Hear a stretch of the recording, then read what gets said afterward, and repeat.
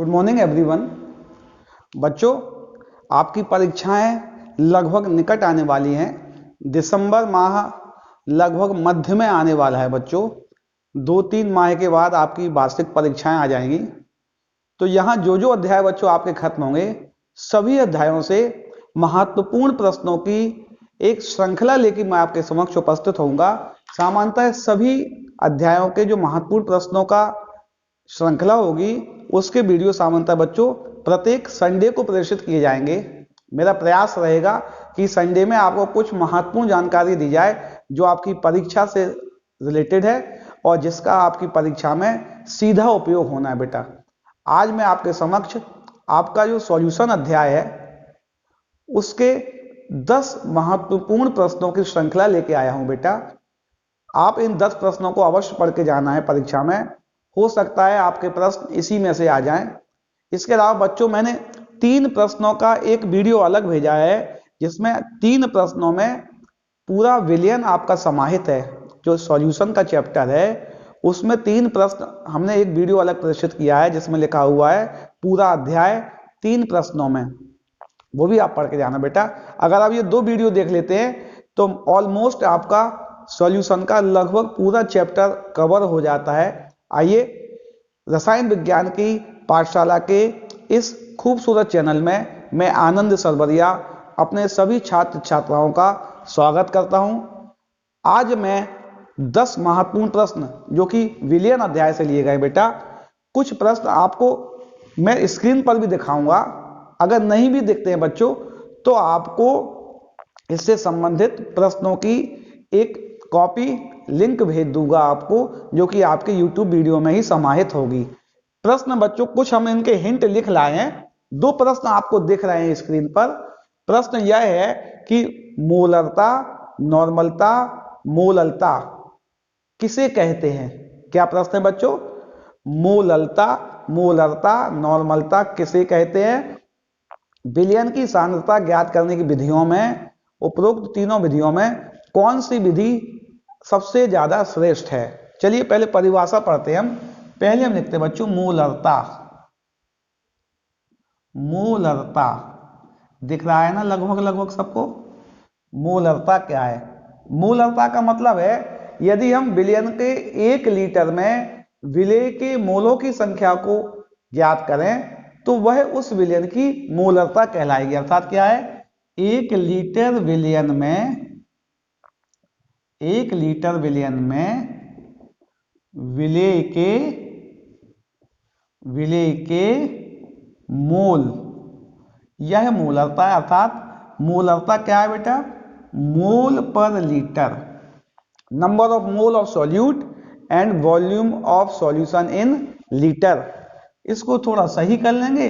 मोल को mass upon molecular mass लिख सकते हैं। वॉल्यूम यदि इसको ml में लिखेंगे तो 1000 लगा देंगे। अर्थात ये इसका फॉर्मूला हो गया।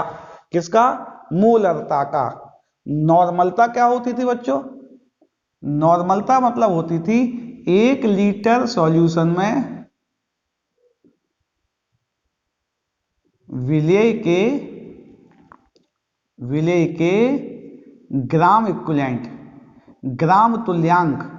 1 लीटर विलयन में विलेय के, यहां मोल थे मोल प्रति लीटर, वहां ग्राम तुल्यांक प्रति लीटर है। अर्थात N = हो गया gram equivalent of solute upon volume of solution in litre. बेटा, इसकी भी बहुत व्याख्या की है आपके पिछले वीडियो में।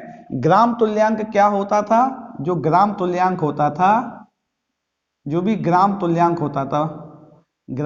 होता था, ग्राम में भार बटे तुल्यांकी भार। क्या होता था? ग्राम तुल्यांक बराबर होता था ग्राम में भार बटे तुल्यांकी भार। और तुल्यांकी भार निकालने के बहुत से प्रश्न हमने आपको करवाए हैं। तुल्यांकी भार बराबर होता था अणुभार बटे एक्स फैक्टर।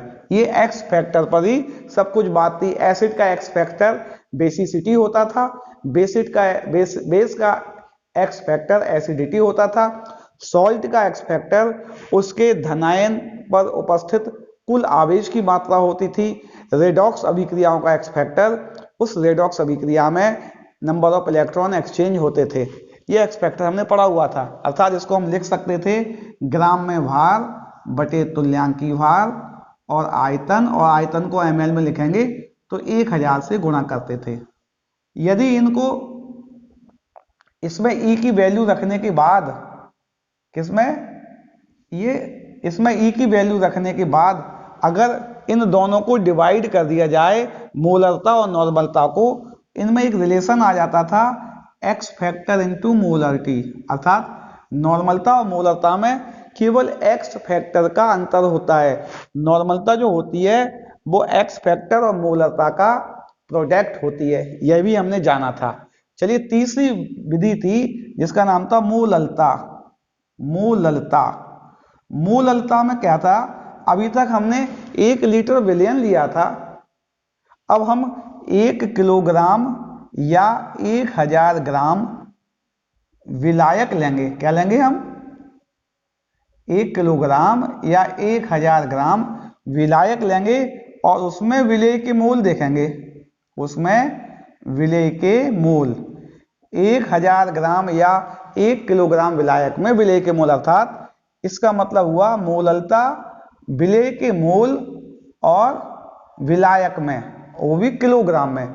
मोल को अगर हम लिख दें मास अपॉन मॉलिक्यूलर मास, और ये ग्राम में अगर वेट ले लें और यहाँ 1000 आ जाएगा। ये फॉर्मूला था बेटा मोललता का, यह फॉर्मूला था नॉर्मलता का और यह था मोलरता का। प्रश्न यह भी लिखा है बेटा उसमें, इनमें से कौन सी विधि सर्वाधिक उपयुक्त है, ये प्रश्न आता है। ऐसे भी आ सकता है मोलरता और मोललता में क्या अंतर है, जो इनमें अंतर है वही इसकी उपयोगिता को भी बताता है। अंतर क्या है? नॉर्मलता और मोलरता दोनों ही वॉल्यूम पर डिपेंड करती हैं। किस पर डिपेंड करती हैं बेटा? यह आयतन पर निर्भर करती हैं। कौन? मोलरता और नॉर्मलता दोनों ही राशियां आयतन पर निर्भर करती हैं और आयतन तापमान बढ़ाने से वेरी कर जाता है। सामान्यतः जब हम गणनाएं करते हैं तापमान में अंतर हो सकता है जिससे आयतन वेरी कर जाएगा, आयतन में परिवर्तन आ जाएगा, इसलिए यह विधि ज्यादा उपयुक्त नहीं है। मोललता सबसे अधिक उपयुक्त विधि है क्योंकि इसमें आयतन का पद नहीं है, विलेय का भार नहीं बदलेगा तापमान से ज्यादा, अणुभार नहीं बदलेगा तापमान से, विलायक का भार यह भी नहीं बदलेगा, अर्थात यह ताप और आयतन का पद ना होने के कारण यह सभी कंडीशनों में उपयुक्त वैल्यू देती है। अर्थात विलयन की सांद्रता ज्ञात करने की उपरोक्त 3 विधियों में मोललता विधि ज्यादा उपयोगी है। यही इनमें अंतर है। प्रश्न आता है अंतर क्या है? दोनों की डेफिनेशन, एक वॉल्यूम पर डिपेंड करती है, एक नहीं करती है, एक तापमान पर डिपेंड करती है और एक नहीं करती है। ये बात आपको समझ में आ रही है ना? अच्छा अगला देखें, हेनरी नियम क्या है? प्रश्न का शॉर्ट में बताएंगे क्योंकि टॉपिक लंबा होगा, 10 क्वेश्चन बहुत होते हैं बेटा। हेनरी नियम क्या है? हेनरी ने क्या किया, हमारे सिलेबस में जो है द्रव और गैस की साम्यावस्था के लिए हेनरी ने एक नियम दिया। वह यह कह रहे हैं कि किसी पात्र में यदि कोई लिक्विड है और उसमें कोई गैस मिली हुई है तो निश्चित तापमान पर, वो कह रहे हैं निश्चित ताप पर किसी भी द्रव में विलेय गैस की मात्रा, ठीक है ना, या किसी विलयन में भी कह सकते हैं, विलेय गैस की मात्रा उस विलयन पर आरोपित दाब के समानुपाती होती है। क्या कह रहा हूं? निश्चित तापमान पर किसी भी द्रव में या किसी भी विलयन में विलेय होने वाली गैस की मात्रा या उपस्थित गैस की मात्रा उस विलयन पर आरोपित दाब के समानुपाती होती है। अर्थात दाब जैसे जैसे हम बढ़ाते जाएंगे विलेय पदार्थ की मात्रा भी बढ़ती जाएगी। ठीक है ना, ये याद रखना है। हेनरी ने इसको ऐसे भी व्यक्त किया है कि अगर किसी भी जो गैस है उस गैस पर जो पार्शियल प्रेशर लगा रहे हैं, आंशिक दाब लगा रहे हैं, वह उसके मूल फ्रैक्शन के भी प्रोपोर्शनल होता है। यही भी है, ये दोनों चीजें एक ही हैं। मात्रा जो होती है बेटा, मोल भी मात्रा है, वह मात्रा मोलों का अनुपात है, यह डायरेक्ट मात्रा है। तो यह भी कह सकते हैं कि जब कोई गैस किसी विलयन में विलय होती है तो जो उसका आंशिक दाब होता है वह विलयन में उपस्थित विलय के मूल प्रभाज के समानुपाती होता है। ऐसा भी लिख सकते हैं बेटा, समानुपाती हटाएंगे तो एक नियतांक आ जाएगा, उस नियतांक को हम हेनरी नियतांक कहते हैं। इसकी व्यापक उपयोगिता है, इसमें कुछ सवाल भी आते हैं बेटा। इसके सवाल हमने आपको पिछले वीडियो में कई करवाए हैं, अभी तो हम डायरेक्ट क्वेश्चन बता रहे हैं।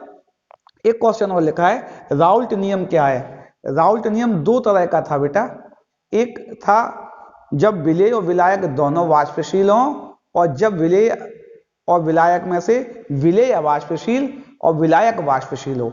चलिए पहले हम राउल्ट नियम देखते हैं। ए और बी दोनों वाष्पशील, दोनों कैसे हैं? वाष्पशील। राउल्ट कहते हैं किसी भी विलयन में उपस्थित किसी भी घटक का आंशिक दाब लिख दिया, उसके मूल प्रभाज के समानुपाती होता है। क्या होता है?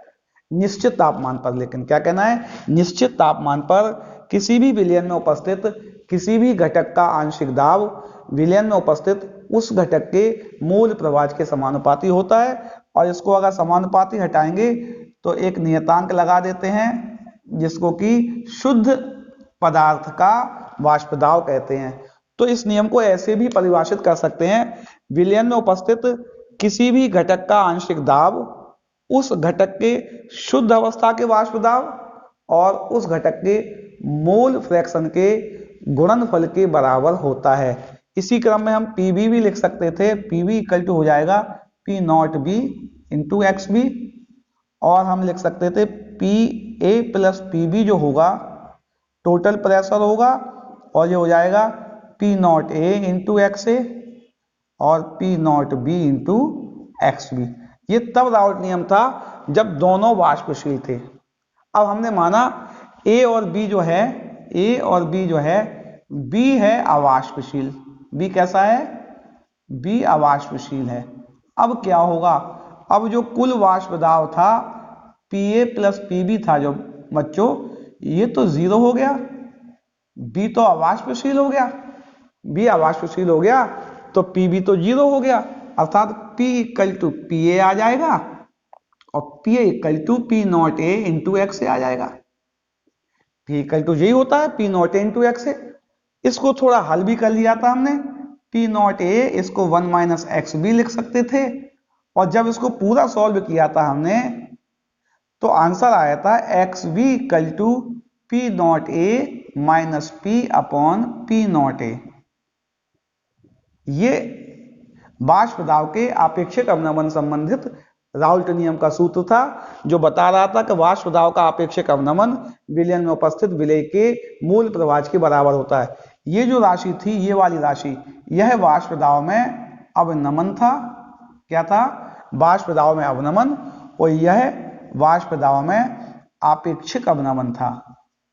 वाष्प दाब का आपेक्षिक अवनमन पूरा कहें, इनका अनुपात पूरा क्या था? आपेक्षिक अवनमन। तो ये राउल्ट नियम था। अब प्रश्न और है बेटा, आदर्श विलयन क्या है, अनादर्श विलयन क्या है? पहले इसको मिटा दें, इसको मिटाने के बाद बताते हैं वो। चलिए और प्रश्न करते हैं। प्रश्न है आदर्श और अनादर्श विलयन क्या है। सामान्यतः अभी तक हम जो भी गणनाएं कर रहे थे, शुरुआत में जब विलयन अध्याय चालू किया था हमने, वो विलयनों को आदर्श विलयन बांधकर कर रहे थे। इसमें कुछ बातें और भी थी जो हमें अभी तक जानकारियां नहीं थी बेटा। क्या आदर्श विलयन होते हैं? आदर्श विलयन वह होते हैं जो सभी कंडीशन में, अर्थात ताप और दाब की सभी कंडीशन में राउल्ट नियम को ओबे करेंगे। किसको? राउल्ट नियम का, सभी कंडीशन में राउल्ट नियम का पालन करेंगे। सामान्यतः आदर्श विलयन वह विलयन होंगे जो सभी कंडीशनों में राउल्ट नियम का पालन करेंगे, और इनके लिए जो पी ए इक्वल टू होगा P not A into X A और पी बी इक्वल टू होगा P not B into X B, और P equal to P A plus P B होगा। और जब इनको मिक्स करेंगे तो आयतन में कोई भी चेंज नहीं होगा। जब इनको मिक्स करेंगे तो एंथैल्पी भी कोई चेंज नहीं होगी, और जब इनको मिक्स करेंगे तो इन दोनों राशियों की वैल्यू भी परिवर्तित नहीं होगी। यह था आदर्श विलयन। अनादर्श विलयन की परिकल्पना ने बहुत से कॉन्सेप्ट नए बताए हमको।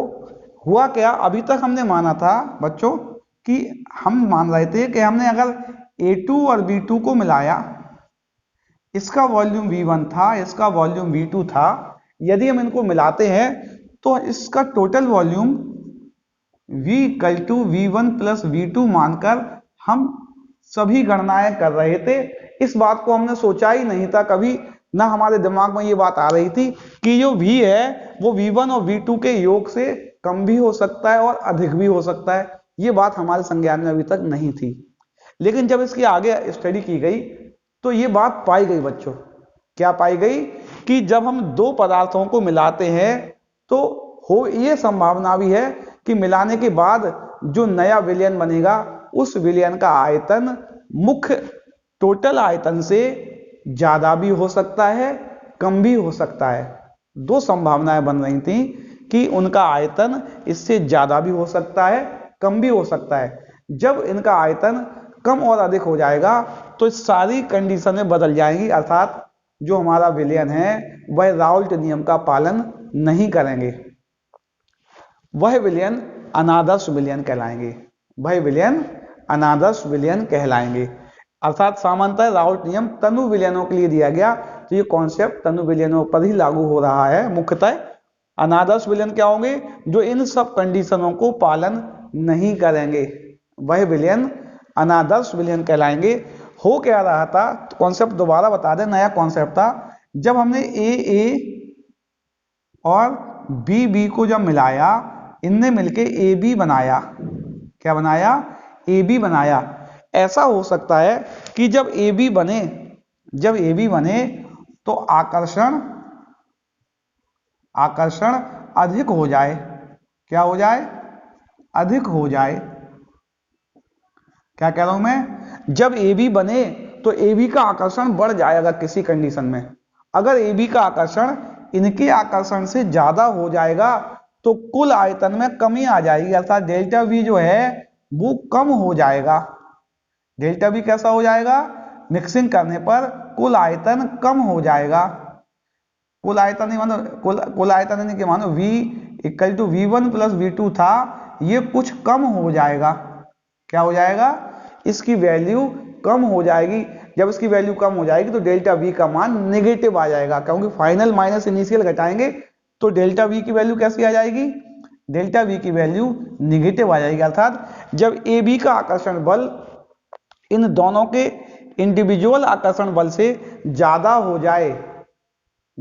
जाए तो कण पास पास आ जाएंगे, आयतन कम हो जाएगा, और ऐसा अनादर्श विलयन ऋणात्मक विचलन वाला अनादर्श विलयन कहलाता है। कैसा कहलाता है? ऋणात्मक विचलन वाला। इससे उल्टी स्थिति में इनका आकर्षण बल मजबूत हो और ये दूर दूर रहने का प्रयास करें, यह आयतन बढ़ा देंगे तो धनात्मक विचलन वाला आकर्षण कहलाएगा। अर्थात कोई भी पदार्थ धनात्मक और ऋणात्मक विचलन क्यों प्रदर्शित करेगा? जो भी पदार्थ विलयन बनाने पर धनात्मक विचलन प्रदर्शित करेंगे, उनसे बनने पर जो पदार्थ प्राप्त होगा ए बी, उस ए बी के कणों का आकर्षण बल उनके इंडिविजुअल आकर्षण बल से कम रहा होगा, और जो ऋणात्मक करेंगे उसका अधिक रहा होगा। ठीक है ना? अच्छा, एक क्वेश्चन और आता है वान ठाप गुणांक। यही भी एबनॉर्मलिटी थी। अभी तक हमने पिछले सारे गुण अणु संख्या गुणधर्म माने थे, और हमने माना था कि पदार्थ में अणुओं का संगुणन वियोजन नहीं होता है। लेकिन बाद में जब इलेक्ट्रोलाइट पर यह अध्ययन किया गया तो यह देखा गया इलेक्ट्रोलाइट के अणु विलयन में जाने पर वियोजित हो जाते हैं, कुछ अम्ल के अणु विलयन में जाने पर संगुणित हो जाते हैं। वियोजन और संगुणन से पदार्थ के विलयन में अणुओं की संख्या कम या अधिक हो जाती है। जिससे अणु संख्या गुणधर्म भी गलत हो जाते हैं बेटा। इन अणु संख्या गुणधर्म को इस प्रभाव से बचाने के लिए वान ठाप ने एक फैक्टर दिया जिसका नाम वान ठाप गुणांक है। जो पदार्थ के अणुओं में संगुणन और वियोजन होने के कारण अणु संख्या गुणधर्म गलत आ रहे थे, उस गलती को सुधारने के लिए उन्होंने एक नया फैक्टर दिया। उस नए फैक्टर को वान ठाप फैक्टर कहते हैं। वह ये कह रहे हैं कि यदि हम किसी का भी ऑब्जर्व मॉलिक्यूलर मास निकाल दें या ऑब्जर्व प्रॉपर्टी निकाल दें और नॉर्मल निकालें, नॉर्मल यानी कैलकुलेटेड निकालें, क्या कह रहा हूं मैं, ऑब्जर्व मॉलिक्यूलर मास और कैलकुलेटेड वैल्यू निकालें, इनका जो अनुपात होगा यह अनुपात वान ठाप गुणांक कहलाएगा। क्या कहलाएगा? वान ठाप गुणांक। यदि संगुणन होगा, क्या होगा?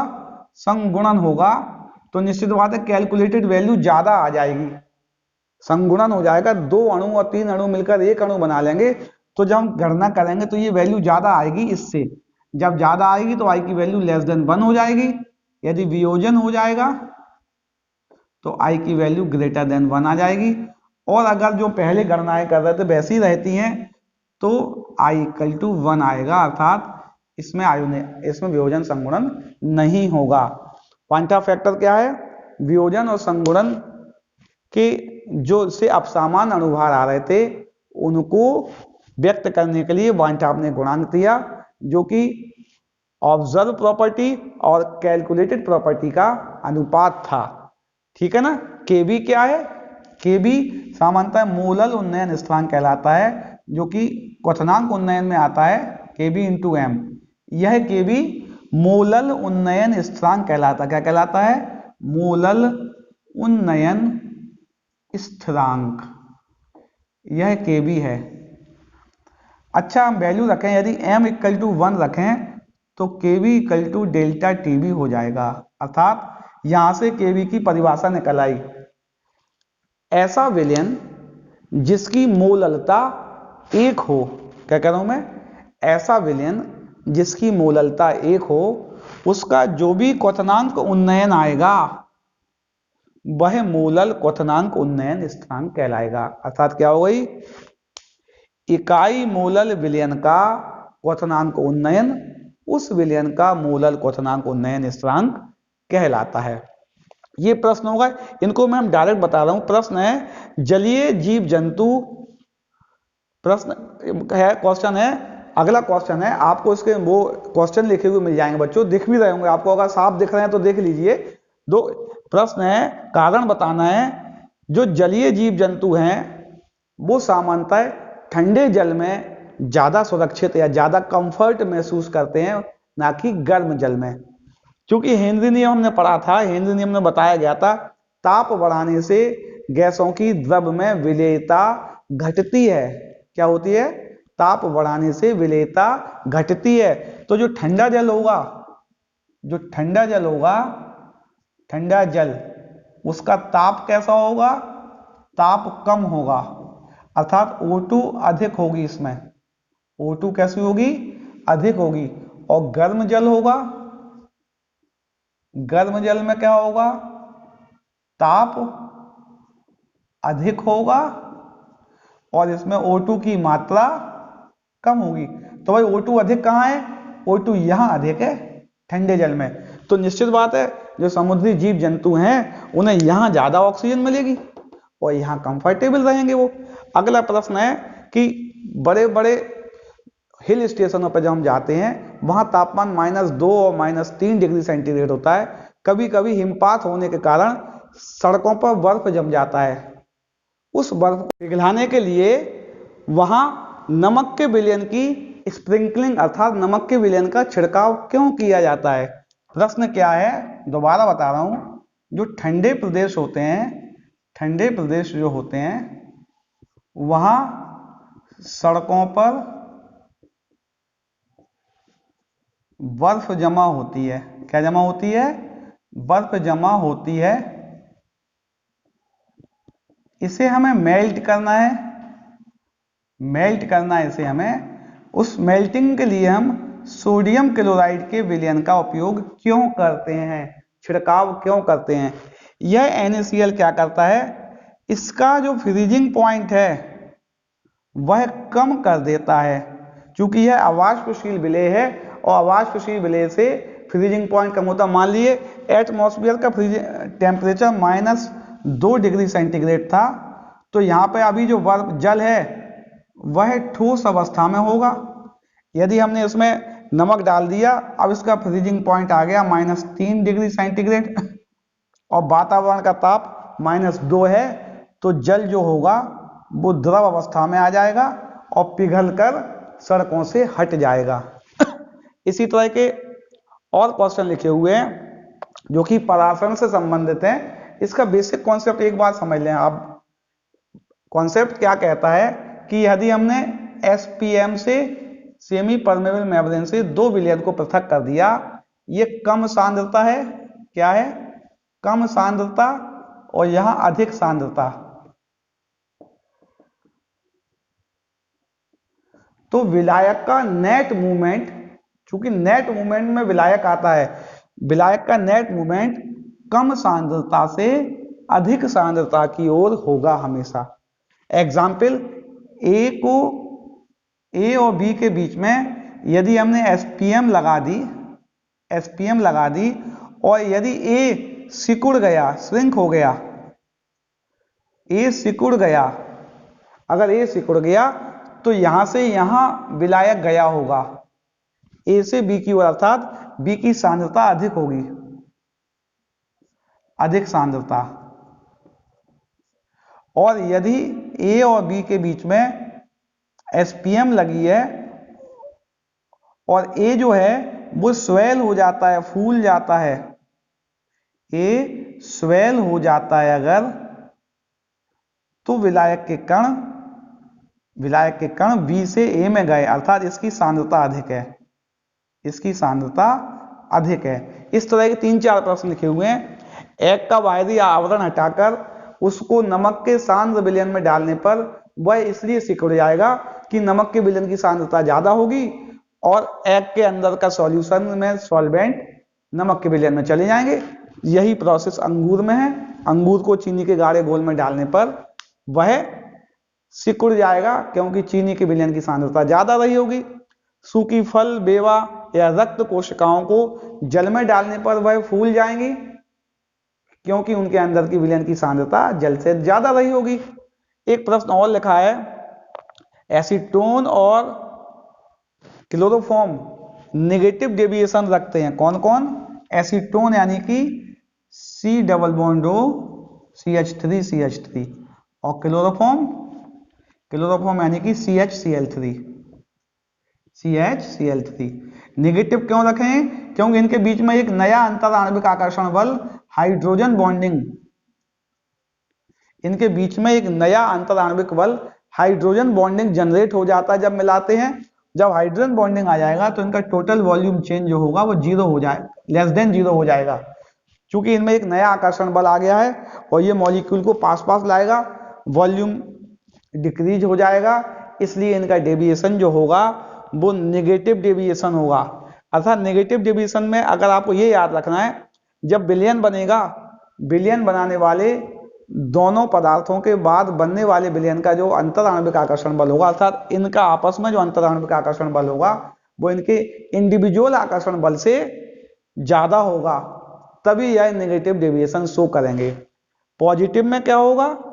जैसे ये प्रश्न लिखा हुआ है, जल और अल्कोहल का विलयन धनात्मक विचलन प्रदर्शित इसलिए करेंगे, इनका इंडिविजुअल आकर्षण बल ज्यादा होगा, अर्थात इनके बनने के बाद जो विलयन होगा उस विलयन का आकर्षण बल कमजोर होगा।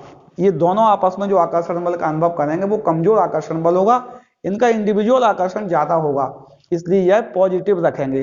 कोई भी पदार्थ नेगेटिव डेविएशन तब शो करेगा जब दो पदार्थों को मिलकर बनने वाले विलयन में उन पदार्थों का आकर्षण बल ज्यादा होगा और पॉजिटिव डेविएशन इससे विपरीत कंडीशन में करेगा।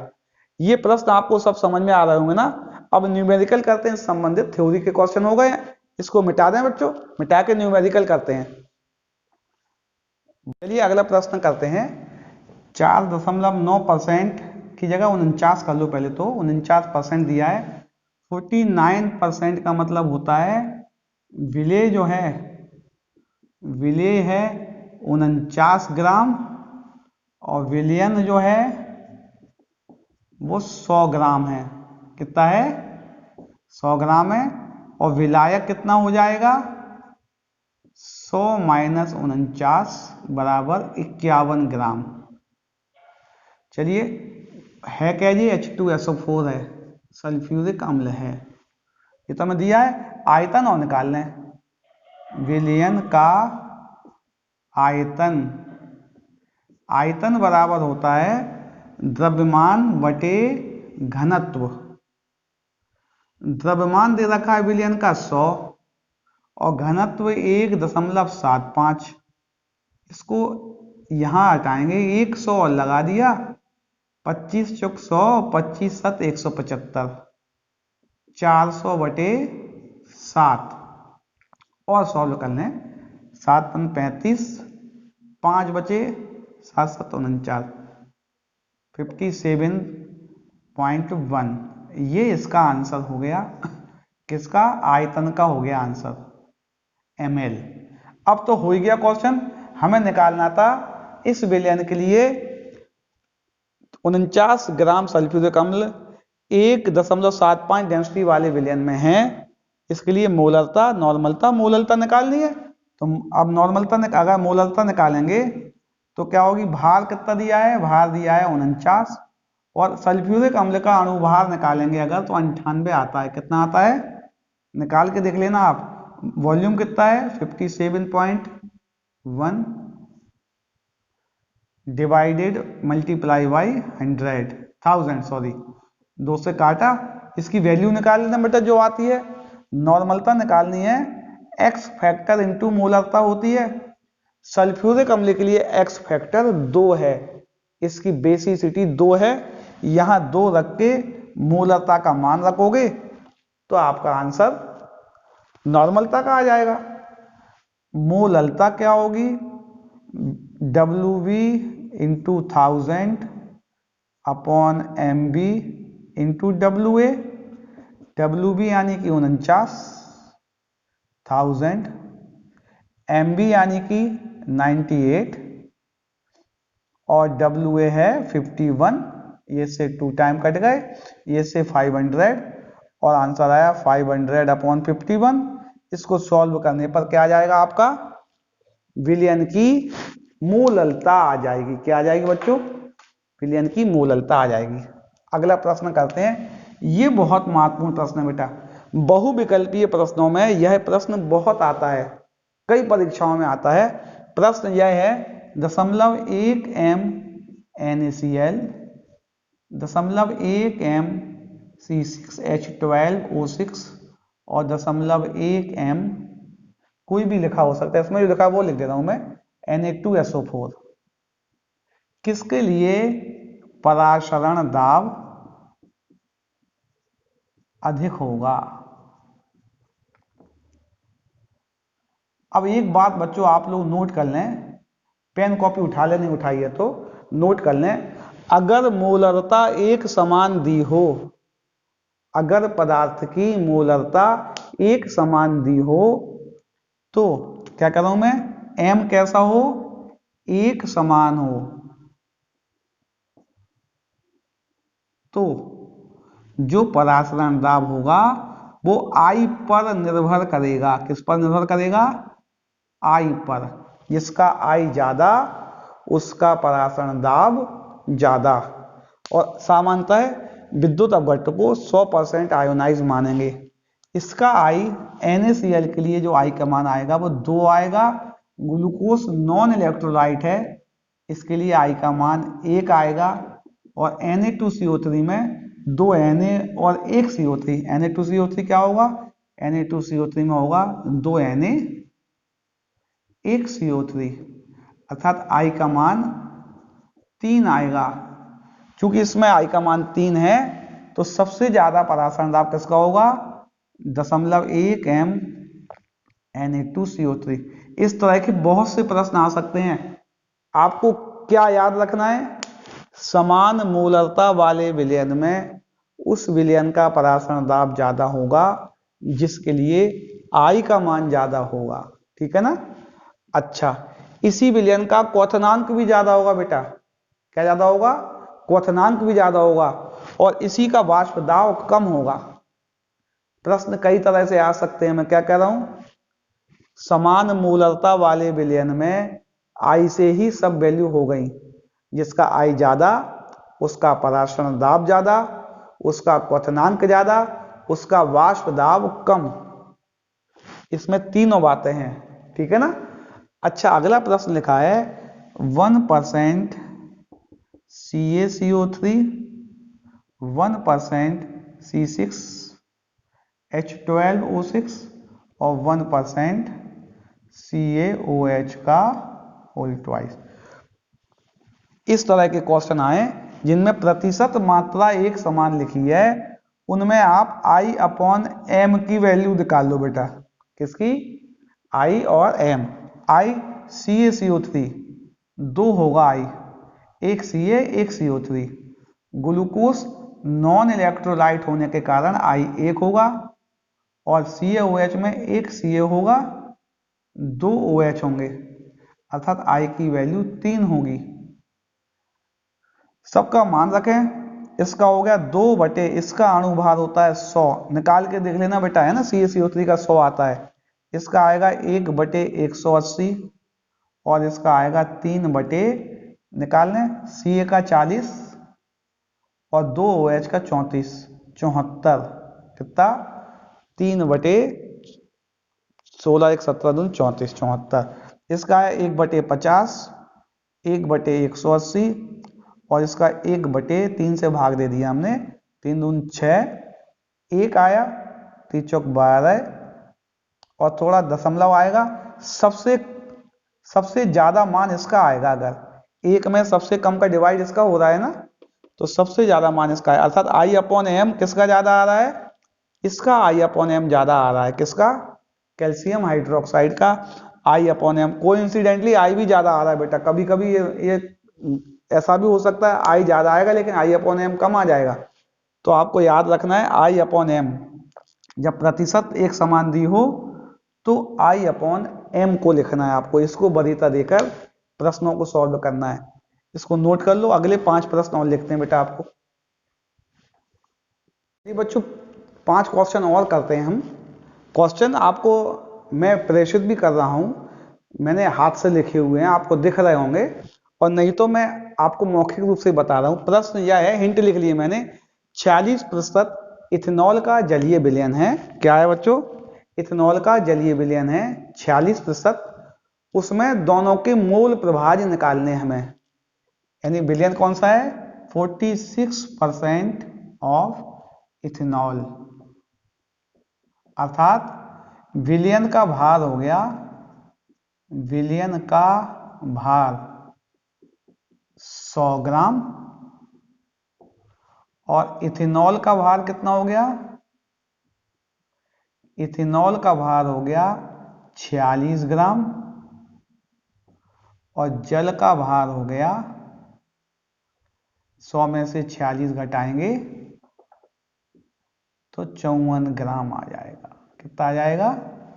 54 ग्राम। बिल्कुल सरल क्वेश्चन दिया है हमने आपको जो आसानी से हो जाए। अब तो हमें मोल प्रभाज निकालने हैं। तो मोल प्रभाज हम जानते हैं, मोल प्रभाज किसी की भी निकाले, जैसे हमने इथेनॉल के निकाले, इथेनॉल के मोल प्रभाज अगर हम निकालेंगे तो इथेनॉल के मोल और कुल मोलों का अनुपात होता है, कुल मोलों का अनुपात इसके मोल प्रभाज होते हैं।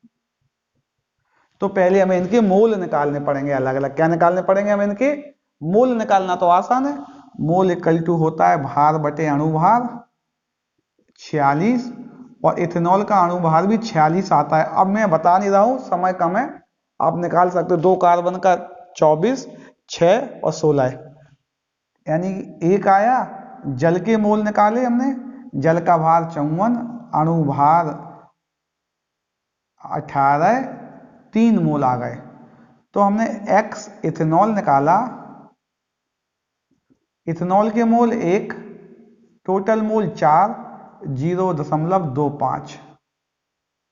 अब हमने XH2O निकाला तो टोटल मोल प्रभाज 1 होता है, तो 1 माइनस 0.25 यानी 0.75, दोनों के मूल प्रभाज आ गए।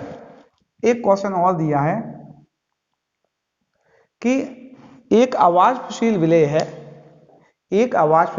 है, उसको शुद्ध बेंजीन में डिसॉल्व किया, जिस बेंजीन का वाष्प दाब 640 mmHg है। क्या कह रहा हूं मैं, बेंजीन जो है, प्योर बेंजीन जो है, इसका वाष्प दाब दिया है 640 mmHg, ये इसका वाष्प दाब देखा है। इसमें हमने क्या किया, 2.75 ग्राम अवाष्पशील विलेय को घोल दिया।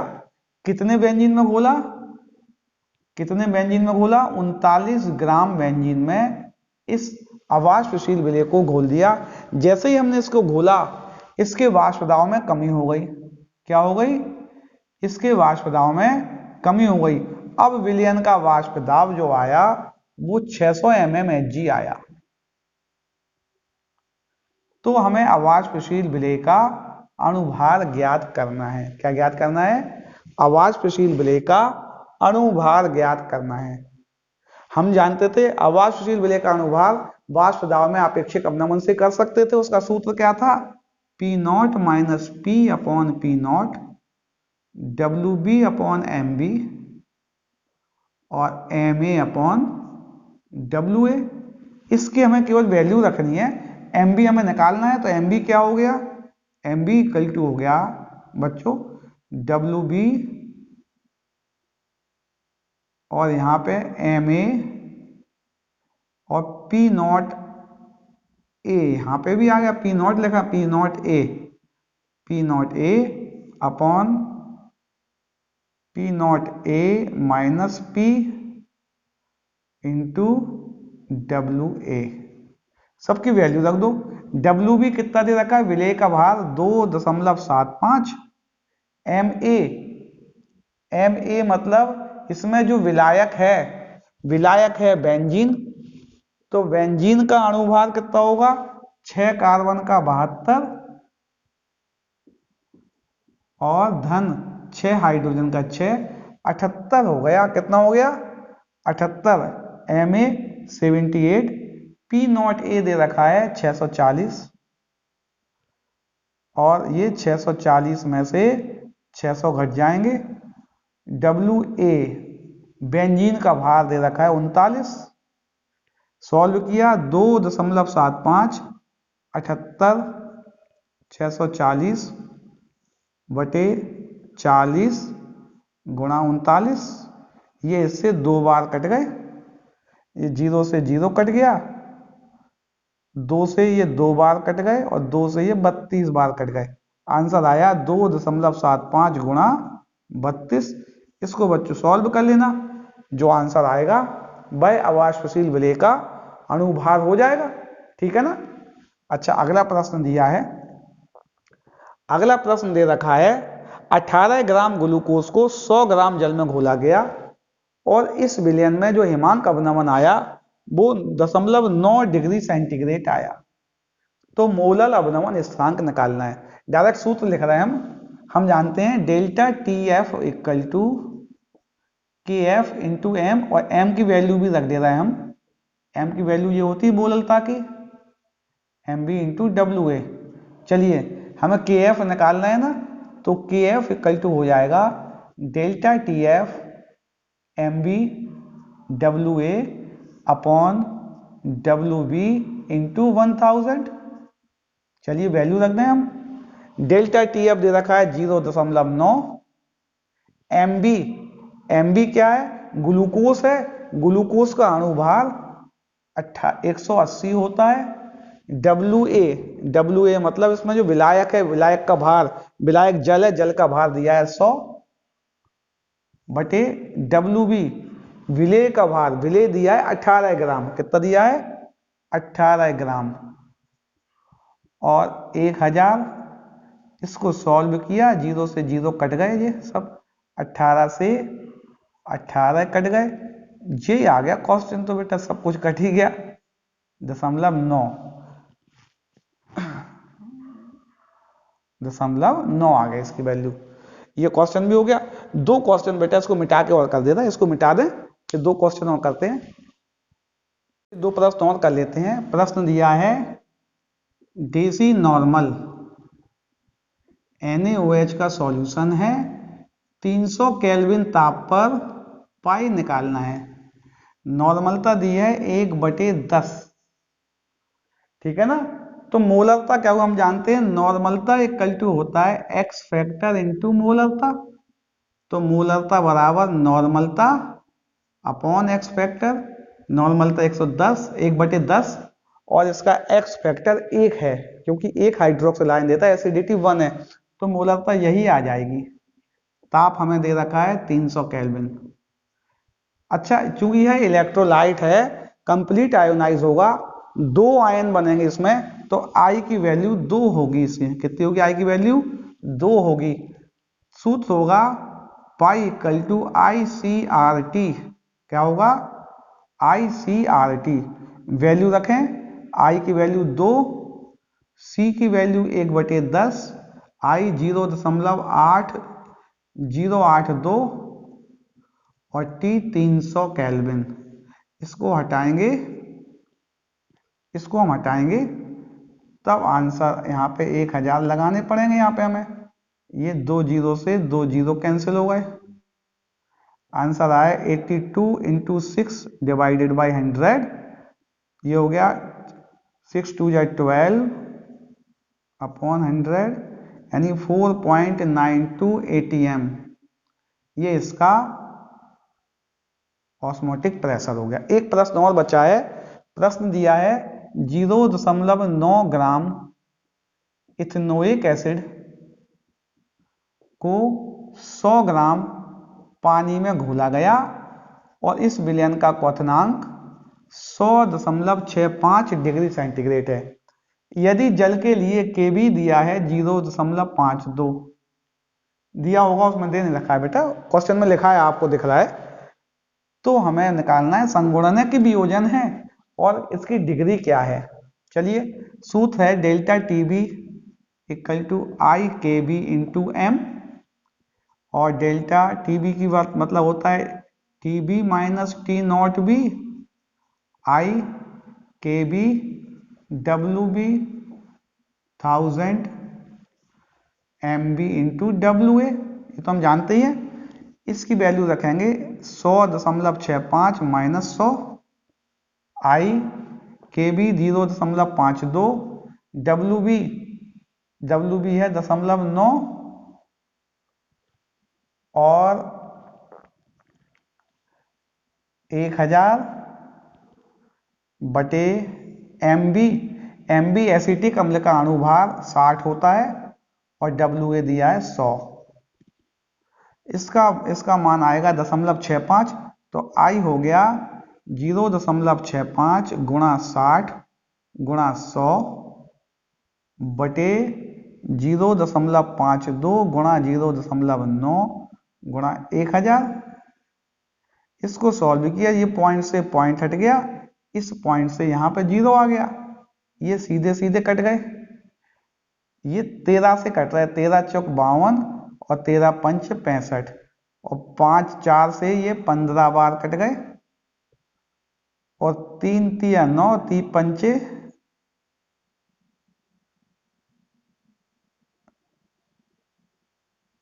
3 3 9, 5 3 15, ये भी कट गया। कितना कट रहा है बेटा, 3 से 3 बार कटेंगे। आंसर आया 5/6। कितना आंसर आएगा, 5/6। एक नोट करना बच्चों इसको थोड़ा, हाँ नोट कर लिया है। क्वेश्चन में बेटा ये मिस्टेक यहाँ हो रही, 9 ग्राम दिया है क्वेश्चन में, कितना दिया है, तो यहाँ 9 लिखेंगे ना, तो 0.9 लिखा है, तो यहाँ पे 60 कर लो, 25 आया, ये 25/30 आ जाएगा। फिर ये 9 करोगे ना यहाँ पे अगर 9 कर लोगे ना, 9 ये 9 है तो 25/30 आ जाएगा और ये 5/6 आ जाएगा आंसर। आई इक्वल टू हो जाएगा, इसको दिया 8 आया 3 ये आई आ गया। चूंकि ये लेस देन 1 है अर्थात संगुणन हुआ है। क्या हुआ है? विलेय के अणुओं का संगुणन हुआ है। वो 9 ग्राम से कर लेना, 9 ग्राम करके करना है ना। संगुणन हुआ है। अब संगुणन हुआ है तो हमें मालूम चल गया अब तो इसके। और संगुणन में एसिटिक एसिड डाइमर बनाता है। क्या बनाता है? डाइमर बनाता है। अर्थात क्या होगा? आई की वैल्यू ये आई गई है CH3COOH, 2 ले लिए CH3COOH का होल ट्वाइस। फाइनल क्या होगा इसका? 1 माइनस अल्फा और इसका अल्फा.2 हो जाएगा। आई इक्वल टू आएगा 1 माइनस अल्फा प्लस अल्फा.2 और आई है 0.83, 1 माइनस अल्फा.2 बचेगा। अल्फा.2 इक्वल टू आ जाएगा 0.833, 1 माइनस 0.833 और अल्फा.2 आ जाएगा। इसको इससे माइनस करेंगे तो अप्रोक्स 17 आएगा। अप्रोक्स कितना आएगा बेटा? इस 3 को हटा दिया, अप्रोक्स 17 आएगा। अल्फा इक्वल टू 0.34 अर्थात 34% इसकी डिग्री ऑफ एसोसिएशन हो जाएगी। ये क्वेश्चन आपको समझ में आ रहा है बेटा? आप इन सब क्वेश्चनों को करके जाएंगे, आपका 1-2 क्वेश्चन विलेन अध्याय से अवश्य आ जाएंगे बेटा, है ना।